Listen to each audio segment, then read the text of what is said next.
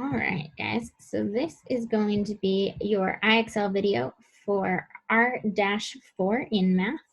You can see that I've gone to the assignment for 3/19, and we have 2 pulled up.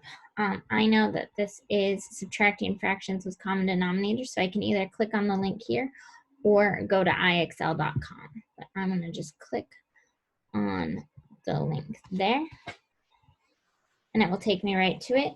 Just double check that your name is up here. Otherwise, you won't get credit for it. So you need to make sure you have the name. Remember, IXL is randomly generated, so your problems might look different than mine, but the process is still the same. So I have 1/2 minus 1/10. And my first thing that you might get nervous about is you can't take 10 away from 2. But as you know, from going through and subtracting fractions with uncommon denominators, first thing we got to do is get a common denominator and then subtract. So once we get a common denominator, this is going to change. To get a common denominator, first we are going to check and see if 2 goes into 10 evenly, or in other words, if the smaller denominator goes into the bigger denominator evenly. 2 does go into 10 evenly, so I know I'm going to change 1/2, and I know that my common denominator is going to be 10. So I just have to figure out what times 2 equals 10, and I know that that's 5.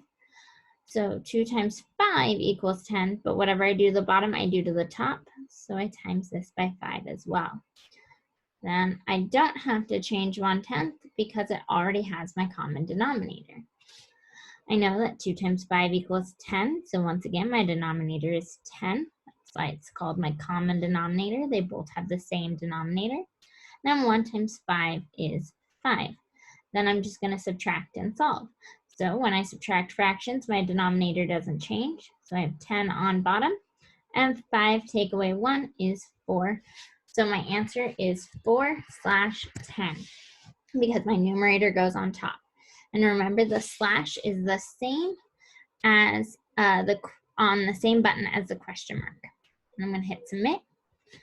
I'm going to get ready for my next problem.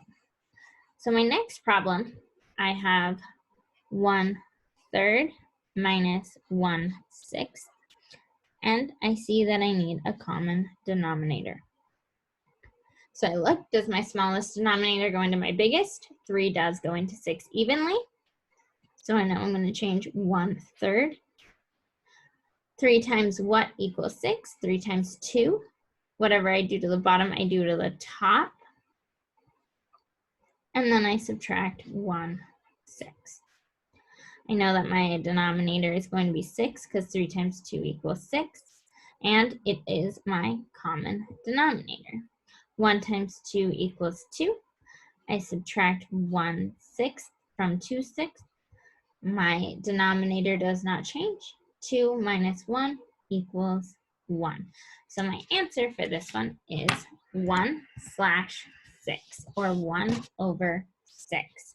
I'm going to hit submit and get ready for my next problem. Remember, you can always use scratch paper for this. I just happen to have a whiteboard, which makes it easy for me. I have 1/5 minus 1/10. I need to look for my common denominator. In this case, 5 goes into 10 evenly, but if it didn't, I could also do 20 or even 50 because 5 times 10. Whatever I can do to make those bottom numbers go both the same. So whatever 5 and 10 both go into evenly. In this case, 5 and 10 both go into 10 evenly. So I have 1/5. Whatever I do to the bottom, I do to the top. And I know that 5 times 2 equals 10. So I'm going to times the top by 2 as well. I subtract 1/10 from it. That gives me 10 as my denominator for both my fractions. My 1/10 never had to change. And then 1 times 2 is 2. So my denominator doesn't change. And 2 minus 1 is 1. So my answer here is 1/10, and my common denominator is 10. So I have 1/10. I'm going to hit submit.